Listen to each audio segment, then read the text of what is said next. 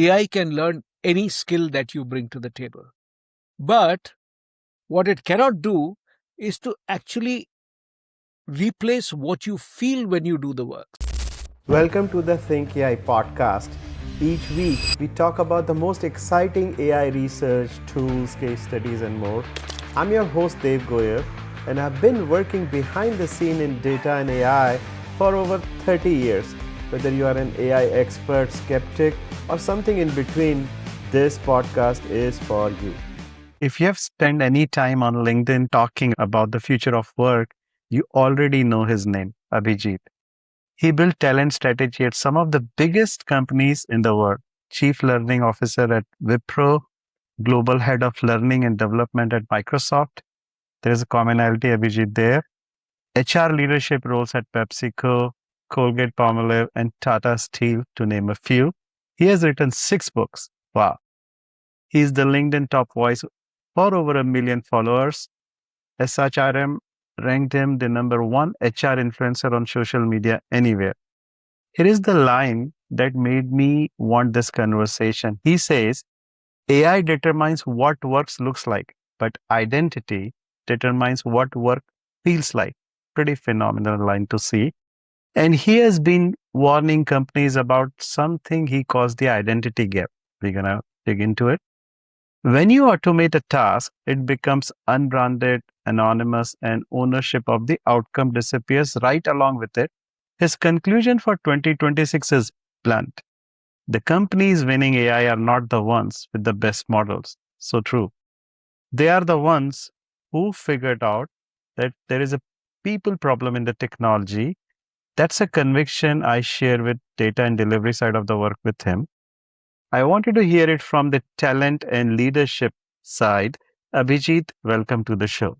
Thank you, Dave. That's such a great introduction, and I hope I live up to that expectation. Thank you. Thank you for joining. So let's dig into it. So from your role of CLO to LinkedIn top voice, how the talent strategy to these various enterprise organizations you have worked in the operating roles and not just advisory, and what is the through line across all of it that eventually made you the person 1 million people like to listen to you? Well, I think, one of the things that happens is, as some people will tell you, that when you look back, you connect the dots much better than what you do when you are looking ahead. That's something that is always a very sobering thought. But, when I was sort of looking at different opportunities that came my way, one of the things that I always tried to do was to actually look across different sectors, different kinds of roles, different sectors. What it means is, think about it like this, that when you are, let's say, someone who's a guitarist, and you like to play one genre of music, you play rock or you play jazz or whatever, what happens is you can grow as a musician in one of the two ways. Either you can play the same genre across different brands. Every band has its own style, they have their own songs, so you can do that. The other is to actually play across many different genres of music. So, when you play blues, it's a different style. When you play rock, when it's different style. So when you do that, you get a very different feel of music. And I think I belong to the second category. I was lucky that I got opportunities in all these wonderful companies, which I've learned so much from. And that actually lets me understand what is common to people across, what are the myths about people that so many companies have, and which you see actually getting repeated in so many places. And a lot of what you think has become obsolete, when you step outside of a system, you are in a better position to appreciate that. So that's really been my rationale. Now, that's amazing. And I'll say this, that struck a chord, pun intended. I myself play the guitar. I'm a big fond of music and I compose also. So that example just landed like anything to me. So you And can riff off that I example.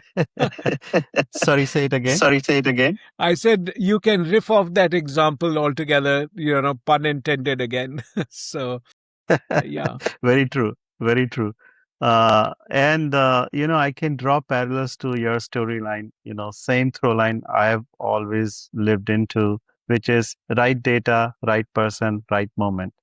And it sounds like you have been solving that human version of the same problem your whole career, right person, right skill, right moment, isn't it? Yes, and what you also realize is that the human factors actually remain fairly consistent, uh, even though they are shaped by the context of culture, geography, sector, and all of that.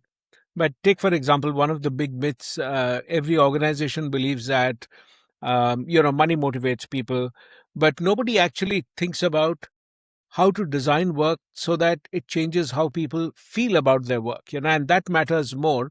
So when you actually take a more multidisciplinary perspective about work, you begin to see work not just from the point of view of talent management, which I've been lucky to be a part of, but you also get to see it from the point of neuroscience. You begin to see, okay, how would a different discipline look at a similar problem? And there's so much of research which has been done about work, and very little of it gets used in organizations even today. And most of what we see has been done, in the industrial age, and all of that actually continues. I mean, to take one simple example, everything is designed around a conveyor belt system, automation, scale up, and all of that. So everybody looks the same. You ask for your job descriptions are given. Somebody who fits in is hired. Somebody who doesn't fit in doesn't get hired. And even when you get hired, you have to remember that there is so much of what you bring to the table gets knocked out, and you actually deny it. You don't talk about it because you say it doesn't fit into my work, so I don't talk about it. But you talked about your music. How many times when you are employed does somebody really care whether you play the guitar or not? Nobody does. So you also don't talk about it. Yet, look at this: when you are in this kind of a situation, you bring in the part of the thing that really matters to you, your music, and you bring that into the work that you're doing, whether it's the podcast or the music or what you do in AI and data and BI, all of that. You bring all of that. That's the uniqueness. So, what I think your identity is all about what makes you unique, yet the workplace is all about what makes you fit in and deny your uniqueness. Now that's amazing. And I'm going to jump on to identity gap in a second. What the point you made really landed on me. One of the thing I have always believed, I'm a disabled entrepreneur, had early life where I couldn't even sit up, let alone walk or, with braces now. And then I also grew up as a dyslexic kid while still keep doing the things that I wanted to do. And I always believe this statement, which I say is that you don't judge anybody by their limitations. You judge with their opportunities to grow, survive, and thrive. And, entrepreneurial operating system says, right person, right seat. And that's perfectly correct because you need to identify the potential in people rather than their limitation and bound them with those limitations. And I guess a lot of what you said is going in that direction, and I loved it. Let me know if that's not the case. It is totally the case. You talked about your uniqueness, and the moment you reframe something from being a limitation to that's who I am, it neither becomes something that you flaunt, with others or something, and neither is it that something you deny. It's you. It's like your height and weight and, everything else. So I think that's how identity is. And imagine if we can bring that identity into the work that we do. I mean, all the masters, since you are a musician yourself, every musician has a unique sonic identity. The sonic groove that the person creates True. is very unique. Like I'm supersonics. Totally. Thank you. And that, you can hear that song and you say, this has to be this person. That is identity. Your work reflects it. I mean, Picasso, you can see a Picasso painting and say, good or bad, whether you like it or not is different. You can instantly spot it and say, okay, that's a Picasso. Andy Warhol, you'll say that's an Andy Warhol style. So even if I drew exactly what Picasso has done, you will not call it mine. You will say, hey, that's a very Picasso style thing that you've done. So that's how unique True. we can be, but we aren't. Very true. Very true. And that leads me to the next thing which we initially talked, identity gap. In plain terms, what is it? And this is the term you coined. And how does a leader actually spot it happening inside their company, inside their own organization? Oh, terrific. So I actually started researching this whole thing, at a time when I was one of the lucky people who got a very inside view of how AI is going to get rolled out and what it can do and all of that. So when I started working at Microsoft, I got that ringside view in how people learn and what are they doing about it. And the first thing I realized is that this whole conversation about identity is missing. The entire conversation about AI is that you better learn AI because this is a skill. If you don't have it, you will be out of a job. Or more commonly, people will tell you AI will not replace you. Somebody who knows AI will replace you. That's again a very skill-oriented conversation. But if you see, the real impact of AI is not on the skill; it's in the identity, because whatever you can do, skill is something you can teach. I mean, you were not born knowing how to play the guitar, you learnt it. And tomorrow if I tell you I don't understand this, you can teach me. Okay, here is how you play a chord, this is what a chord is like. Can you make out that this is a C? You move it one bar, it's a D. You can do that. So it's a skill that can be learned. AI can learn any skill that you bring to the table, but what it cannot do is to actually replace what you feel when you do the work. So, for example, just coaching somebody who's a journalist with one of the top firms today, a little while ago, and what this person was saying is that tomorrow, when somebody writes something nice and brings it to him and says, "This is what I want to put across on the show," the first thought that comes to my mind is it what you have written, or this is what you've done with AI? And for somebody who is a writer, that can be a big insult. I mean, imagine that, you write something and you've done your drafts and you've done all of that.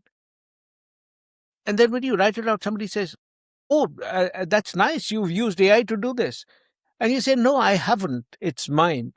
So your ownership, when you brand your work, when your work carries your signature, like I said, like a Picasso painting, you can replicate a million Picasso paintings with AI, but nobody will pay the millions that you'll do for an original Picasso.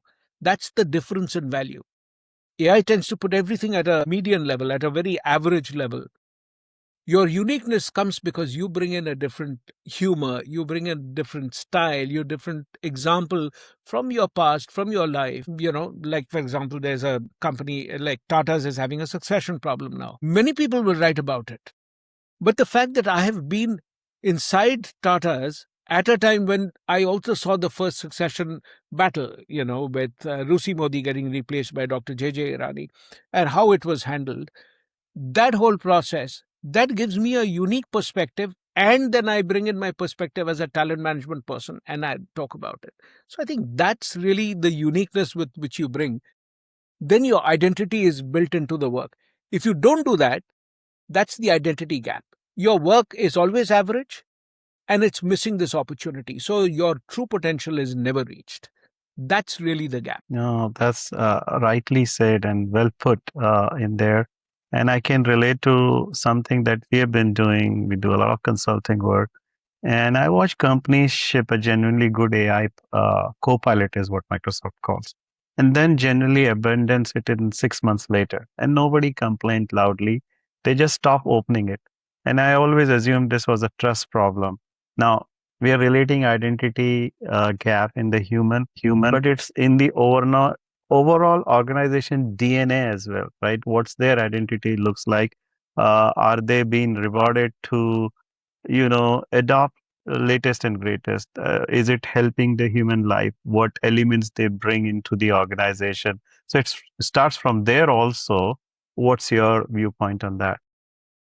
Perfectly put. I think you use a really lovely turn of phrase.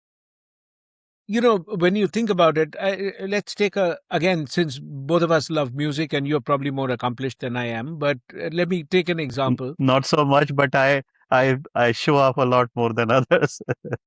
No, no, no. I mean, that's, you're very passionate about it and that comes through. I'm going to give a musical example. Imagine that you had the money to buy the most incredible piano or violin or something. You can sort of buy anything that the world has produced. You can buy the piano that Mozart used to play on. Now you buy that, and think about that is the parallel that I would say companies have made investments of different kinds. Somebody has bought a small electronic piano, somebody has bought a grand piano, somebody's got the masterpiece and all of that, concert piano. But if you don't invest in piano lessons, that's a waste. So, when you build and invest in piano lessons, the whole process of learning how to use it, redesigning your work around it, making sure that people are excited about this whole technology because they think it adds something to them. So, in writing, for example, I love to do my research using AI because it's so much, more efficient. I can do that. I can fact check a data point and say, okay, is this 1986 or 87? Yes, I can talk about all of that. But the process of writing, which is the core of the work that I do in so many places, that then has to be mine. So the difference is those who have invested in building this piano lesson and making sure that the context, I know where I'm going to play, I'm preparing for something, and it's all of that. So it's everything around my role is built into that. That's the right way to do it. So you Yeah. can't just invest in the piano, not in the lessons. You can't only invest in piano and the lessons without changing the culture. So I think the human side of technology, as long as you ignore it, is never going to work. I mean, it'll work for a short while. You can always, have somebody at gunpoint sit down and do 5 lessons, which is what a lot of people do. They'll complete the task and they'll never use the software again. So that's what companies don't understand, that human beings don't work on logic. Human beings actually work on emotions. And in the business part of the world, we have believed that logic is superior to emotion. We believe that data is superior to human behavior, and it's not. Evidence is that in so many places you see a backlash against the usage because you don't want to use technology which is really going to put the kids out of jobs. I mean, so many people struggle with that. So a lot of times I was chatting with somebody who said, when I use AI for doing the work that I'm doing, working in a very small firm somewhere where they are training AI to do a lot of the human tasks. He works with a camera strapped to his head, and as he's doing this, he says, I'm planning to quit. And so and I was saying, this is making you good money. Why would you want to do that? And he says, no, because I'm doing it at the cost of my kid's job. My kid is 12. He will never find a job because I'm making sure he never will find a job. And I don't want to be the person, the father who wants to ruin the kid's chances. This is a human story. There is no logic about it. So until we address this, True. I think we are never going to be able to solve this. World of work has now eliminated anything to do with emotion, saying it is bad. Humans are emotional people. So how can you deny that? That's the piece that intrigues me. Yeah, no, that's amazing. And come to think of it, if you see the stats, and I don't have the number in front of me, I'm a number person, but a lot more mental issues you see in this era more than ever because of a few things. One being social media is hogging your brain all the time. You're not reading. Two things I've learned in my life, despite being disabled, I've worked in many countries, lived in many countries, and I love traveling. And people learn by two things: by meeting people, obviously, but travel and books. And if you do enough, you're going to learn a whole lot. That's how I've learned. I'm sure that's how you have learned a lot of things. That is not happening because they are hung on technology, or they are using technology, or they are consuming technology, or they are producing technology. Everything is around technology. Being a technologist myself, I think a lot of human things needs to be addressed first. And technology, just like a calculator or when computer came in, it should merely be a tool. AI, despite being so powerful, and I've been doing AI since 1995, 96, It's so powerful today. Still, it is still a tool, and you need to drive it how you want to drive it. And that lends me to the next question. I think one of the things we you mentioned, it's the people problem wrapped in technology, and companies winning AI in 2026 aren't the ones with the best models. That battle is going on because big companies want to show up who has the best model in the world, and there's a lot of hormones kicking in there in a way. But the companies, the ones treating people, handling their people problem, giving them the value. You mentioned about Tata and Microsoft. Both they were people first companies. I don't know what's the status today. I cannot quote on that, but they were people first, and both companies had their own standout scene because of people first. What do you have to say? The people problem wrapped in technology, especially in AI part. You know, businesses are driven by two of the areas. One is talent and the other is technology. So every company, we very often say everything is a tech company today, but everything has always been a human company first and a tech company in addition. But what happens is when you think about AI, what it's doing is it's taking away the tech part of it and the logic part of it and the data crunching part of it. AI is going to be like a million times better than any human will be. So it's going to sort of really take care of everything which is a rule based stuff. We can always talk about it. It can always say that if I tell you that the capital of so and so country is, it can complete it because it logically follows that entire thing. But the fact that I will now go back and give an example from music is not something it can predict. So this ability to actually understand when you look at innovation, innovation doesn't come from, doing something really brilliantly well and all that. You can get some improvement in productivity. But if you look at most organizations, really they are obsessed with one aspect, which is how much of the human side can you cut off the slack and make it just you know the sandwich part of it, which is like you crutch everything which is human and keep everything which is only productivity and output. We are missing the point that human development, organizational development, and businesses grow because somebody innovates. You create a completely different way of doing something that actually can never happen if I start logging every keystroke of yours. So there are companies which do that. It's tragic because nobody in their right senses who's creative will operate in a place like that. If you look at the way that you would have learned your skills, in the early years, you would have been in the office, you would have met people, you've seen people, you've talked to people, spoken to somebody in the hallway, somebody talks to you and asks you a question about something, you bring that idea together, you think about it. Ideas, when you join what is unconventional, that's innovation for you. But when you remove the human connections, it's sterile, it's antiseptic, but it's not going to be innovative. It can be slightly more efficient. So there are hundreds of examples of that. You can think about it. You can either solve, if you're in a doctor's waiting room, waiting for your turn, one option is to use an algorithm such that that I'm going to go in at 2:32 and I time myself. But the other aspect is to say, that can I use the time in the doctor's waiting room to make it such a memorable experience that I will look forward to going back the next time? That can only happen if there is a human element to it. So work needs to have a very strong human element. Yeah. No, that's a great example too, because all of us, we may have a good memory of a good teacher. We don't talk about how skillful those were, but we always talk about how good they are to you, how nice they are to you, how the human relationship mattered. Same thing with doctor.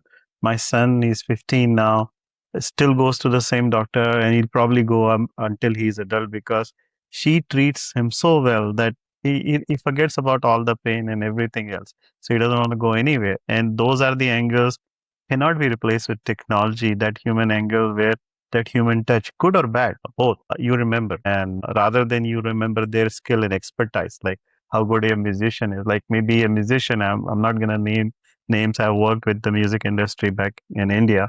And Some musicians were amazing, but when you talk to them in person, they were horrible person. And then you completely forgot about their skills. That's the only thing I remember now that when we talk to them, they were not warmed and welcoming and they had their own mean personality over there.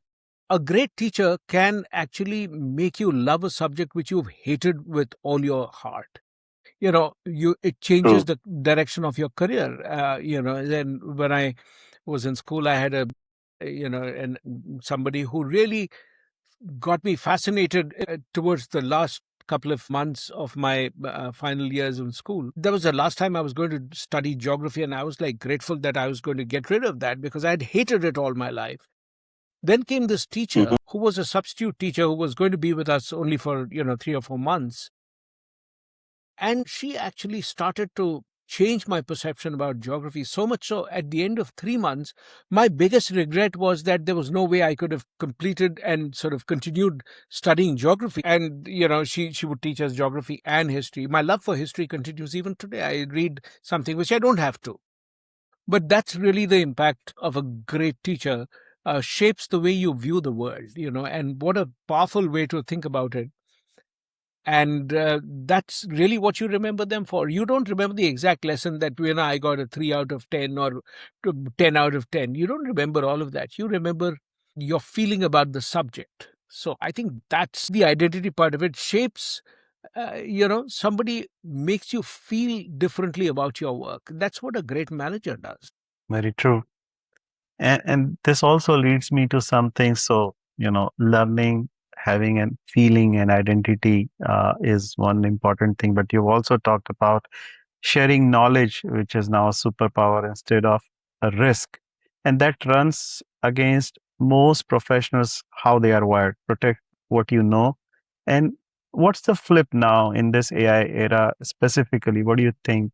Because everything is shared because of AI, it's at your fingertips. Everything is exposed to you, becomes a commodity, but then you don't have a way to validate it's good or bad. So let's ask a actual question. Do you speak Japanese? No. Neither do I. But I could ask a question to AI and say, answer me in Japanese. And, let's say translation, live translation today, we know that it's reality on your phone. You can do all of that.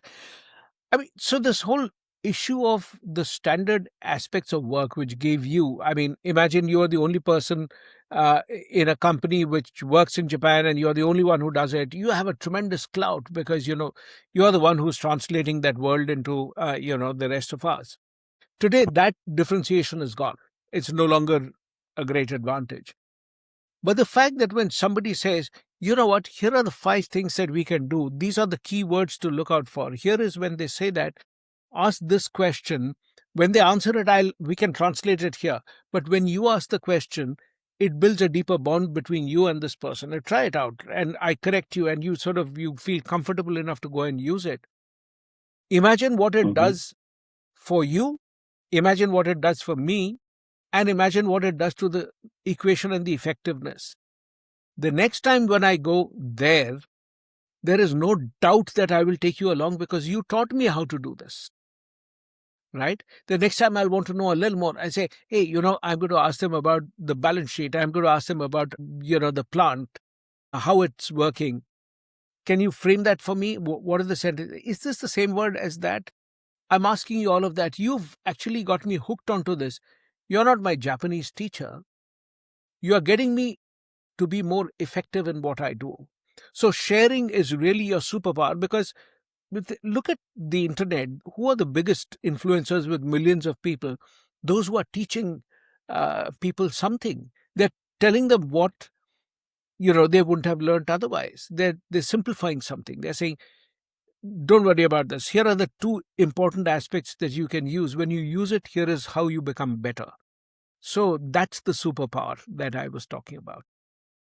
No, that's pretty good and amazing. I'm a big fan of some life coaches like Tony Robbins, among the others. And they pool their life experiences, they build that knowledge, and then started sharing for the people who it mattered most. And with that process, they built an empire. But that was not the end goal for them, right? The end goal was to spread that joy that they got by building something for on their own. And I'm a firm believer, like what you have with you, and everybody, despite the fact they think that they have limited things as opposed to others, they always have a lot of superpowers. And those superpowers, if they share with others, the world definitely becomes a better place. I truly believe in that. I think one point I also picked up on what you just said. So you're basically saying, and correct me if I'm wrong, is that teach somebody how to catch a fish rather than feed him a fish. Isn't it? Absolutely. Even though you're saying it to a Bengali who, grows up I eating fish. purposely said it too. My father was in fisheries, so I grew up eating a lot of different, rohit, rohu, and katla, and that kind of fish. So that's what it is. But yeah, there's a certain thrill and the relationship that you build with somebody you've taught or learned from is a very unique relationship. There are so many examples we hear about when somebody say, that person had taught him something in school, and then 50 years later, there's the CEO of so and so company or the organization or the head of a state. They'll give up their chair and walk down to greet a person who's taught them. For nobody else would anybody do that, and that's the payback that somebody who teaches and shares liberally, that's the value that you create, which is impossible for somebody else to replicate. So true. So true. And I don't want to miss the opportunity to talk about your latest book also. So I'm changing gears a little bit. So correct me if this is the right latest book, AI Identity. You have written so many, so I want to be stand corrected. AIdentity is my seventh book. This is the one which is due to come in at the end of the year. And this is really talking about how, AI is changing the way we work and how do you become irreplaceable in the new world of work? Because work has changed a lot. I mean, work is, unlike the industrial economy where we are rewarded for looking like everybody else, you have to be interchangeable. It's driven by your degrees and credentials. So you come from a tier B college, then you are worse than people will assume you're worse than somebody who's from a tier A college. So this entire hierarchy, which is there of credentials of your, being like everybody else, leads to a situation where your identity as a professional is actually dependent on your employer or somebody else. They assign it to you. I'll give you a great example. I was talking to a psychotherapist who had practiced for 20 years in California. She crosses the state border and goes to another state, and they say that you can't practice here because you are not licensed to practice in this particular place. Here she is, who has worked for like 20 years and can now no longer do the work because the credential does not allow her. Doesn't matter what her expertise is. So 20 years of work gets taken away because the moment you cross the border, you again go back, it comes back to you. You again go out, it goes back. So it's not yours. Really, the entire opportunity now is how do you bring your perspective, your judgment, your relationships, and the way that you connect the dots, the way that you tell the story, the way that you explain things, that makes it so uniquely yours. And that really is the opportunity. So while AI is taking away a certain kind of work, it's going to leave behind a massive gap for us to be ourselves. Not in terms of new jobs created, that's not the angle that I'm talking about. But it changes our way of feeling positive about the work that we do. Look at the Gallup polls. Barely 20% of the people enjoy the work they do. 80% of this working world is disengaged. How sad is that? Here is an opportunity for people to actually change the way that they feel about the work. So I think it's provided, organizations invest in doing something like that. And how do you help people do that? And that may be very threatening in the short run to the organization. But the organizations that will win will make sure that, the employees who they have will never want to leave them because the world outside doesn't allow them that freedom. So that's the biggest way in which you can think about changing the world of work. This has some personal interest to me, so thank you for explaining it. Let me talk about a little bit on what my aspirations are, and I've been doing that for some time now. So I think about this constantly with my own kids and with the people I mentor. startup owners, our own employees, and whatnot. But the advice that I got starting out doesn't fully apply anymore, right? Because of the world is shifting. And like you rightly said, it's not just about the job and job opportunities, but really a complete mind shift here.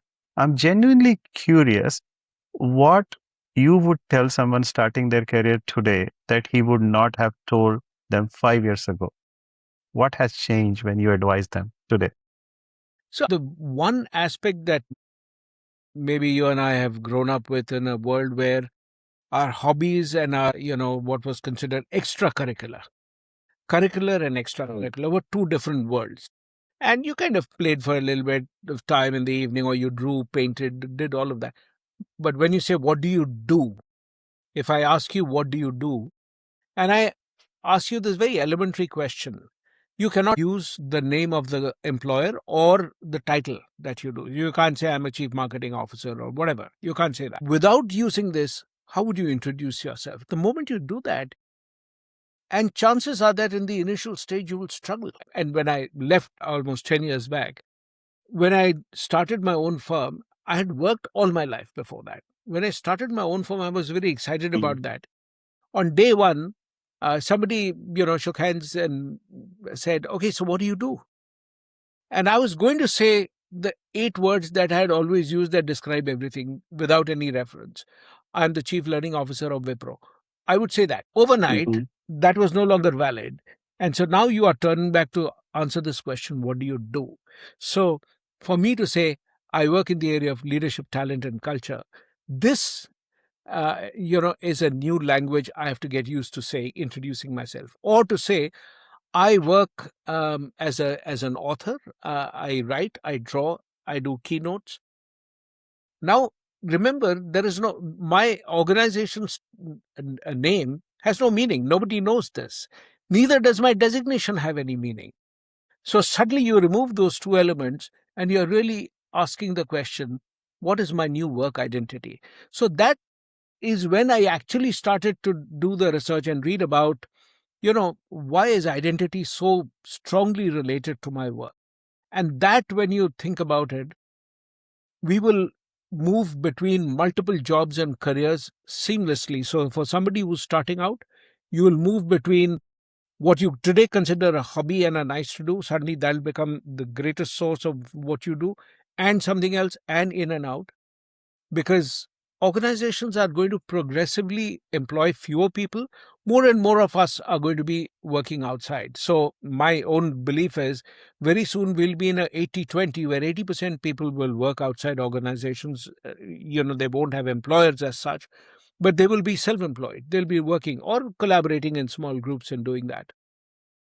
Most organizations will have fewer people, and the ones which retain those people will be the ones where they encourage people to actually work across different disciplines, and they bring all of that. And so work is not going to be siloed into these little cubes and boxes. It's going to be like water. It's going to be fluid. It's not going to be like a block of ice. I think that's going to be the image I would keep in mind for the future. That's so true. And I've seen that pattern. I've built 9 businesses, worked as an employee for a long time, 30 years now. 5 of them I burned to the ground literally because I had no experience. And, you were chasing the cliche things instead of really identifying your own identity, like you said. And eventually I figured out I am a problem solver. I can solve a motivation problem or a leadership problem or a technology problem for a business challenge that they're having using technology. And I did this strength test called Gallup, and then I identified that I'm really good on strategy, learning. I spend a lot of time learning, every time learning a new thing, and then really spreading it across to others to get the joy. And identifying that by itself, like my son, 15 years old, right now he jumps around, but his soul has 2 things in it. He's pretty artistic. So either he wants to be a chef or he wants to be a dancer. And I was a musician, so I wanted him to pick up a lot of his instrument. He didn't pick up on it, rightly so, because that was not his interest or passion. And he, fortunately, there are very few people in their life can identify who they want to be. I was one of them. And I really hope that eventually he figured it out. We gave him a lot of freedom to figure that out. Not like most of us Indians, whether in US or here in US or in India, we're always thinking of them building a career which is safe in a way and that can give them stability versus growth. And if you want to grow, you have to take risk any which way. And but how do you survive if you are, let's say, working as a chef or a musician? There are very few who goes up. How do you survive mentally is the key. If you're mentally strong, that's the right thing for you. It's not the talent, but it's really your mindset. And a lot of things that you said connects to those dots. I want to pick up on, so we are talking about now what we will advise them. In next 3 years, if you have to bet on one shift in how companies manage talent, you mentioned there will be very few talents left over. What would be that shift or next 3 years and where would they bet? And I'll add something to it. So I see technology. I've worked in technology all my life. I see technology is not a moat anymore. AI can do technology very easily. You can speak naturally to it, and it's all done with best practices. That's the best side of the thing in AI, which is doing it, engineering. They call it agentic engineering or FDE. But you have to have other things also, not just that. What would that be? Where companies should be hiring or building talent in next 3 years?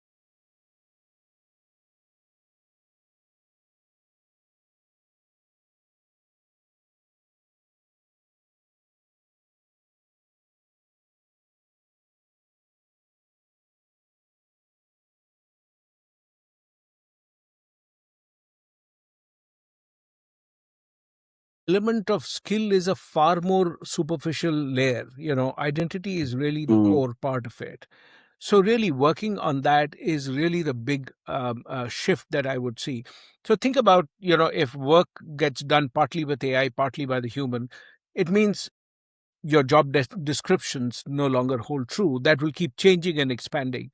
But your performance management system must reflect that. Your reward system must reflect that. I mean, I just wrote a post about how token maxing is working, and how do you then organizations, some of them are already using tokens as a currency to reward people, saying that this is part of your job. How do you spend the tokens? That determines, are you an innovator or not. Now, those kind of new methods will come up. So the world of work is going to change. But if you look at skills, that is a very superficial layer. It is identity, which is a far more stable layer. And that's really where I would focus the next part of whatever talent management looks at. It should use identity as the currency. Very well said. And if the shift starts to come, I'm sure it is already happening in large organizations, especially, and then it trickles down to the small ones they follow. That will be amazing. And this whole Gen Z millennial kids, I should say, not youngsters or kids, they figured it out, believe it or not. A lot of people don't believe it, but they have exposed to so much information. They actually attack towards identity. There is no identity crisis like us. We want to be a doctor or an engineer, and that's about it. That's how the world went in 90s, early 90s. Not anymore. They may not have figured it out what their identity is, but they are in constant hunt for it. And once they do, they stick to it. Obviously, everybody goes into experimentation phase in their life. What's your take on it? I mean, the young kids got it right, or they need to be groomed differently today? No, I think, we are moving from a world where it was all about assigned identity. You were told you had to be a doctor or engineer, and then you fit into it, or whatever else, chartered accountant. So instead of moving in a world of assigned identity, that system is breaking down.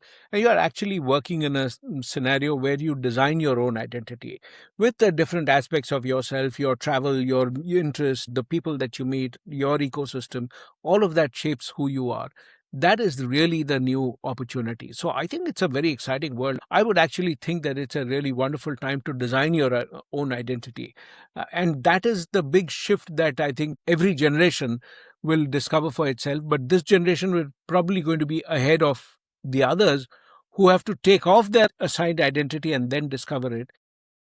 People who don't have that baggage can start designing it from day one. So it's going to be a fun place to be in. Very well said. Now, before I close, I had one more question to follow through. And generally, I always challenge people on that. So I talked about 5 failures that I have. And again, that's part of your identity. If you run away from it, if you always say, I was always great, that's not the case. How you look, how you behave, how you say, you need to own it all. What would be one of the examples there in these organizations, especially the large organizations which are not, as forgiving as others could be?